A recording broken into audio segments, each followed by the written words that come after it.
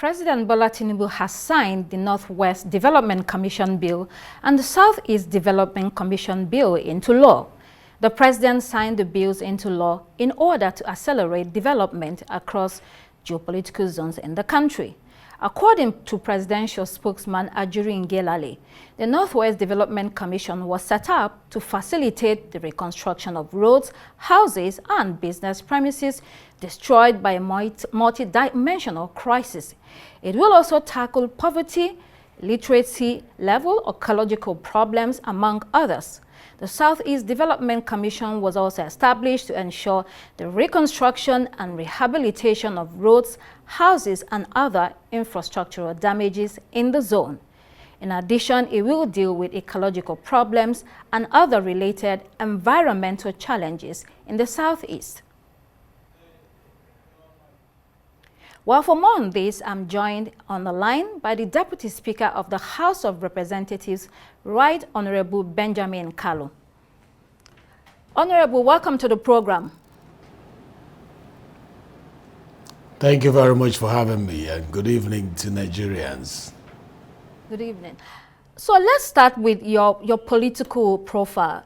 Your political profile has been on the rise recently, and you've gained some prominence. What would you attribute that prominence to, and how do you feel about that? Thank you very much for your kind words. I think politics should be about the people. So if I'm gaining prominence, it's because I'm putting the people at the center stage of my kind of politics. Politics shouldn't be about self. It should be about what the people want. So on the floor of the parliament, I push the agenda of the people. While presiding from the chair, I protect the people's mandates and the needs of the people. And I think because democracy is about the people are beginning to see the value in my way of carrying out my democratic responsibilities, and probably that is what is given the prominence. So I feel good about it, that for once Nigerians are beginning to see a true reflection of what democratic leadership is supposed to be, democratic representation is supposed to be. Signed into law, the Northeast and the Southeast Development Commission, you signed it into law. Years ago we had the Northeast. No, he just signed the Northwest. Years ago we had the Northeast. And so, can you explain to us why we need a separate commission in addition to the federal government, the state government, the local governments, and the many projects that litter the entire country? Why do we need a separate, different commission? Thank you very much again for this wonderful question. Special problems demand special intervention, and it's all about strategy for anyone that is development-oriented. That was practiced by previous administrations during the time of President Obasanjo. The NDDC was used as an intervention strategy to calm the nerves of the people from the Niger Delta who were agitating for better development approach to their hydra-headed needs. It worked. It calmed the nerves, and a lot of things are springing up around the zone thanks to NDDC. And not too long ago, the president, former President Buhari, in view of what was happening in the Northeast, also brought another intervention using the Regional Development Agency, known as the Northeast Development Commission, to carry out some interventions. And you will agree with me, a visit to the Northeast reveals that the resultant effect of that is tremendous. You will recognize Northeast if you were there during the devastation that it passed through in the time of the insurgency. So for now, is what is needed to carry out the intervention that the Southeasterners have been longing for 54 years. Actually, this was promised to the Southeasterners.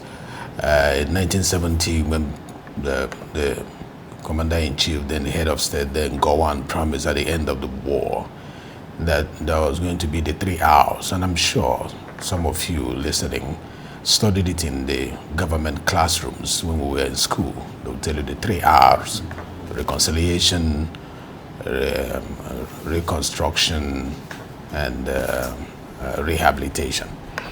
It has always been in words for 54 years. That is 5 decades and a half. No president has got the courage, has gotten the courage to do that, to make it to pass from being mere words to action. President Bola Tinubu decided to be courageous, to end the war that has been raging in the hearts of the Southeasterners by fulfilling the promise made to them 54 years ago. 54 years ago, by bringing out an agency that will capture those needs, that will reconstruct the Southeast, get them the roads that they need, the schools that they need, the infrastructure that they need, and make them feel fully reconciled back to the state. And this is what he has done without making noise, just through a piece of legislation sponsored by myself, which had been sponsored previously in other administrations. In the 8th Assembly, it was there, and it was not given a nod. In the 9th Assembly, it was there. I was part of the 9th Assembly. It was not given a nod, but 10th Assembly, I took that piece of legislation, I dusted it, I expanded it, I made sure I get it into a position where it will become the beautiful bride by those in the House of Representatives as well as the Senate. And lobbying, not coercion, not conflict, not too much noise, was what I use as tools by reaching out to my colleagues and appealing to them that Southeast needed to heal and heal wholly.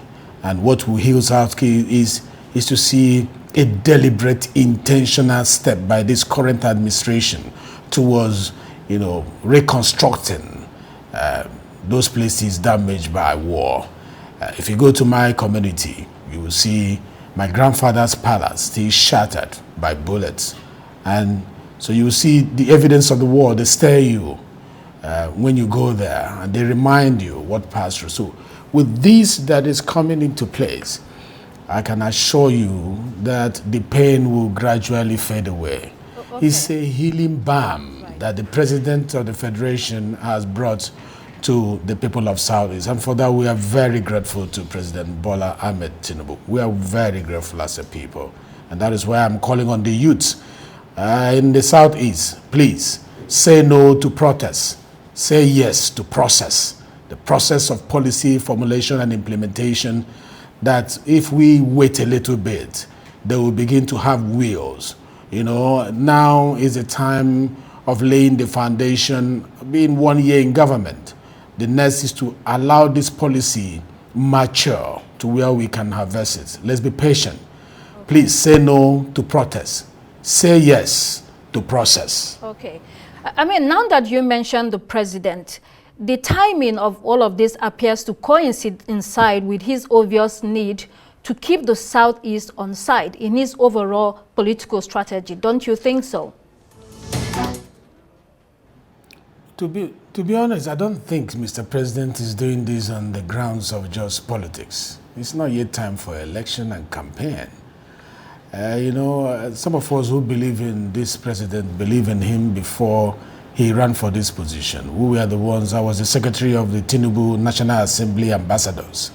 Long before the primaries of his election, I went to Lagos to sit with him severally to beg him not to say no to contesting for this position. Many don't know this. And I was one of the lone voices in the Southeast that, despite the fact that I was shot at severally, I said, this is the man that loves Southeast. This is the man that will do it for us. Because I saw what he did as the governor of Lagos State. He took a Southeasterner, and made him part of his cabinet. And I said, that is the kind of a president that this country needs, and that is the person we are going to support. He has not failed us. So the person we saw in him before he became president is the person he has been consistent about maintaining.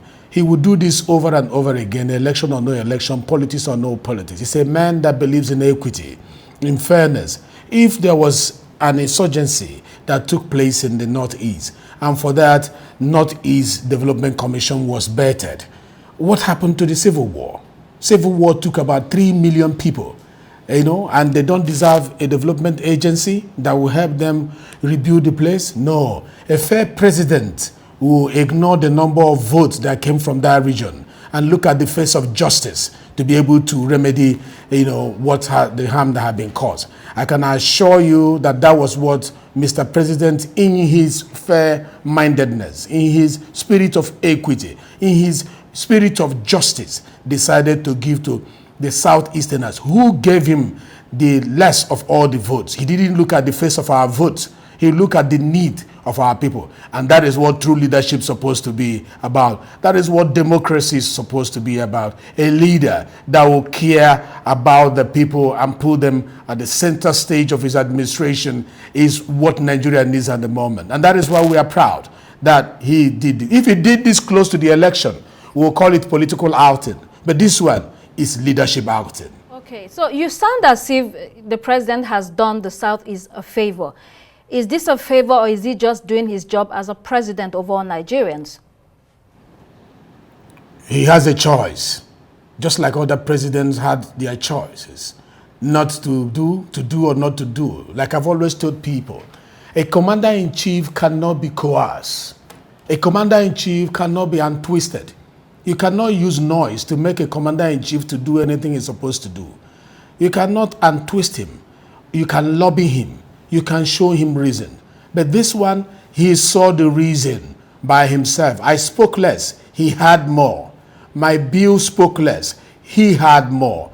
It's about his duty, but how many leaders do what they are meant to do? That is the question. He has the right to say, okay, I will do it, but not today. I will do it in my second tenure. Or I will not do it. And nothing is going to happen to him. But for him to decide to do it, you can call it a favor, you can call it anything you want to call it, but what I want to call it, I call it a true reflection of a leader that has done his needs analysis well. Because the needs analysis showcased the problem of the Southeast, and he knows by plugging this solution into that hub, it was going to cure the pain. What is going to happen in the Southeast?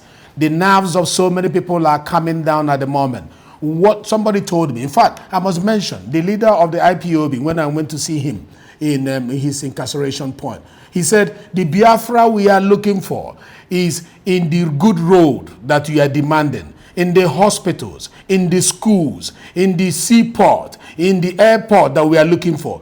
If this president is able to append his signature to this Southeast Development Commission, it means that he is an honest leader. It means that he loves the Southeast. And I have proven it. He has proven that he is a lover of the Southeast. And so the Southeast is going to line up behind this president. We are going to say no to protests. We are going to support this administration because no other president has remembered us the way this president has remembered us. He has wiped our tears away. With this the instrumentality of the Southeast Development Commission, a lot of pain will be, will be done with, will go away. A lot of wound will be healed. This is truly a balm from Gilead to heal us. Oh, okay, Honorable, two things. Our ancestors in the grave will be happy. Okay, two things, Honorable. You mentioned Nnamdi Kanu and the protest. Apparently, you've shared with us your historical political background with the president. So is that why you're calling for Nigerians not to go out and protest? A lot of Nigerians will be upset with that suggestion of yours. And then secondly, for Nnamdi Kanu, what would you advise the president to do to release him or leave him in jail as the other president did? Let me start with the first question about the protest. You know, why the protests, the news, the rumors about the protests, why it got to the highest point at the moment was because Kenya had an outing. Kenya is a small country compared to 240 million people. Kenya is a small country compared to Nigeria. We can't be taking examples of this kind of ugly outing, from countries like Kenya. And I don't miss, I said it on the floor of the parliament. They should copy from us.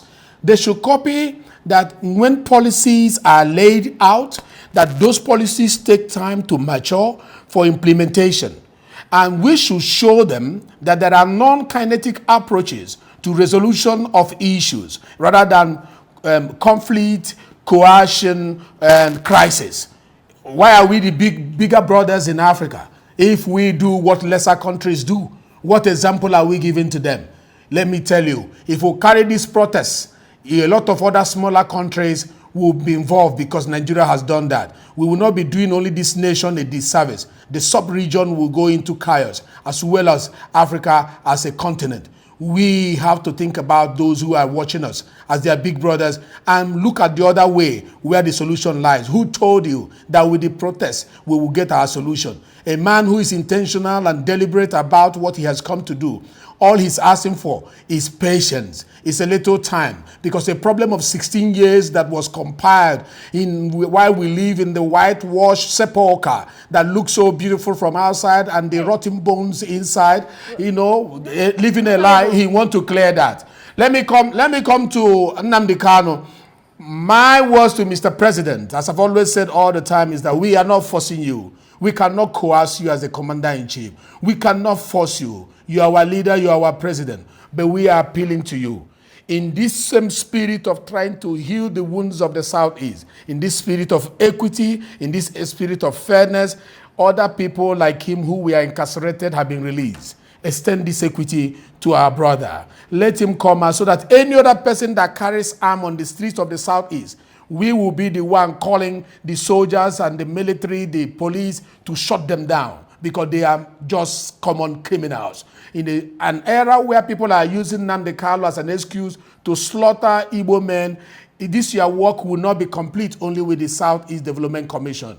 Complete the job, Mr. President. I appeal to you as your son, as a man who respects you so much, as your follower, as a man who believes that you are intentional about making this country great. I appeal to you once more. Give us Nnamdi Kanu, and we are assuring you that the region will contribute to the general GDP of this country. The income per capita of our region will increase. You will be proud because we will bring value to your administration in these 8 years you are going to be in office. So Southeast citizens suffer greatly from insecurity arising from the activities of non-state actors and clashes with the federal government, security agencies. The federal government has tried to make some efforts, but people in the region feel that it is over-militarized. How would you respond to that? Yes, I believe that it could be done differently. A situation where you have about 100 checkpoints on one road, with both police and military, is too much. It's too much. There are better ways of providing security around a territory where you have the movement of people who have the right to move around for their businesses, for their services delayed, affect the man hour, and time is everything in production, and the more you delay people while going about their business, the more money they lose. So something should be done. There are innovative ways, influenced by technology, of handling the security of a territory. What we are doing now is a cake. It's a bit too ancient. We should develop new approach to managing our security without the physical policing the way we have increased the intensity in the south. It's as if it's a war zone. It's not a war zone. Let's see. I agree with those who says reduce it a little bit, and while we appeal to those who are radicalized in one form or the other, which I know is going to be reduced now with the step the government is taking. The previous government did not take the steps that this current government has taken. And that was why it was, very bad there in the Southeast. Watch what is going to happen in the Southeast. with the beautiful step the president has taken, a lot of things will start coming down. Let me also refer to when I went to see the leader of IPOB. One of the things he told me is that I like the Peace in Southeast project that the president came and flag off. He sent the vice president to flag it off in Bende on the 29th of December. He said the 8 thematic areas of that Peace in Southeast, I like them. If I'm released from this incarceration, I'll be in the forefront of projecting the 8 thematic peaceful agenda of Peace in Southeast project. When a man starts talking like that, the followers will also talk in that manner. He's no longer talking violence, he's no longer talking conflict, he's no longer talking agitation, he's talking how do we use peace as a vehicle to heal our land. I saw him, and I saw a man who wants peace. I saw a man who was impressed that we are taking steps towards rebuilding the zone. And I assured him that this president that I know will ascend to this Southeast Development Commission. He told me one thing, he said, if this man signs this bill into law, it means that he truly loves Southeast. I'll repeat that over and over again. President Bola Tinubu has shown that he loves Southeast. So the conflict in Southeast will go down. And this need for so much military will be reduced. Let us save taxpayers' money and send the military to where they are needed, highly needed. Okay, let's talk a bit about the National Assembly. The prevailing sentiment is that whether it's the upper chamber or the lower chamber are, you know, sort of pampered politicians and are a drain on national resources and, you know, should be scrapped. You know, some have suggested that. How would you respond to those people that see your National Assembly like that? And are you bothered about that impression? The word you use, pampered politician, I wonder what you mean by that. Some of us have been politicians for donkey years. I'm counting about 22 years now. As young as I look, I've played politics for 22 years, serving the government at the local level as a local government chairman, serving in the state level, at the state level as a member of the executive cabinet twice, and then now serving at the federal level. So we are not just Johnny just come politician. And here I've been a spokesperson of the House, and now I'm the Deputy Speaker of the House.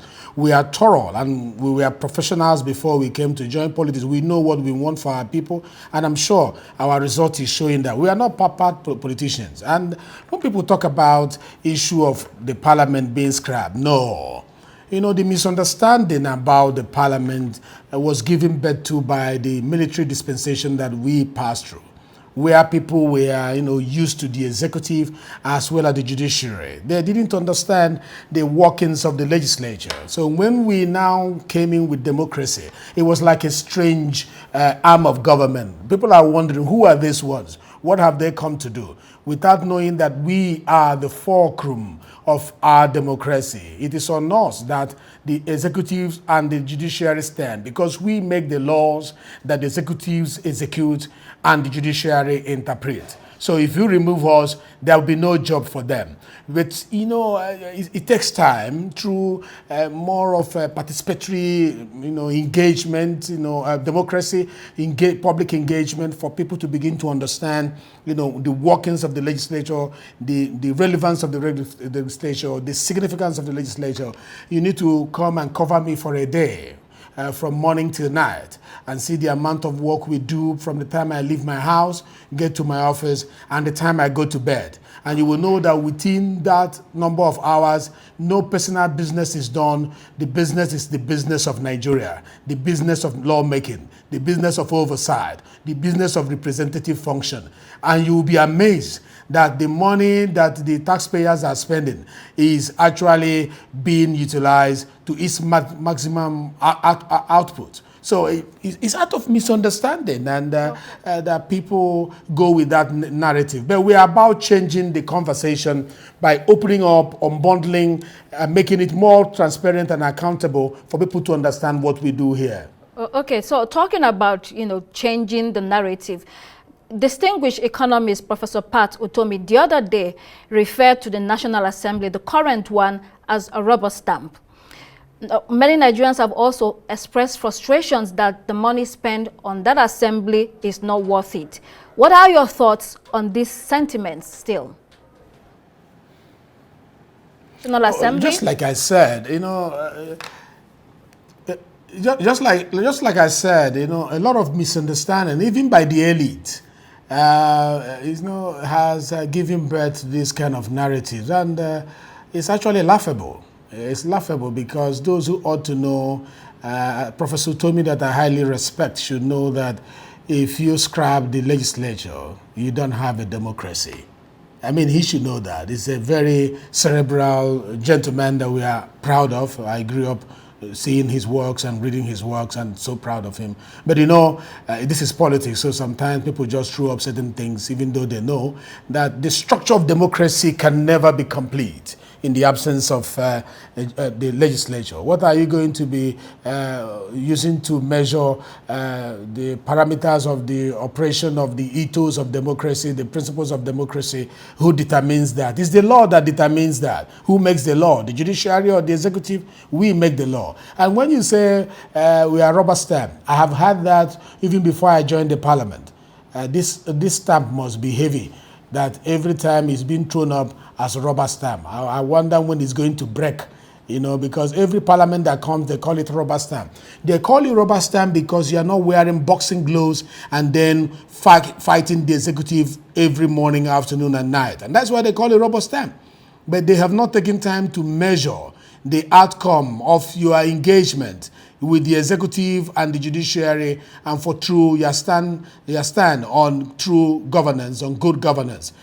You see, the efficiency of the legislature should never be measured by how many times the boxing glove was used on the executive.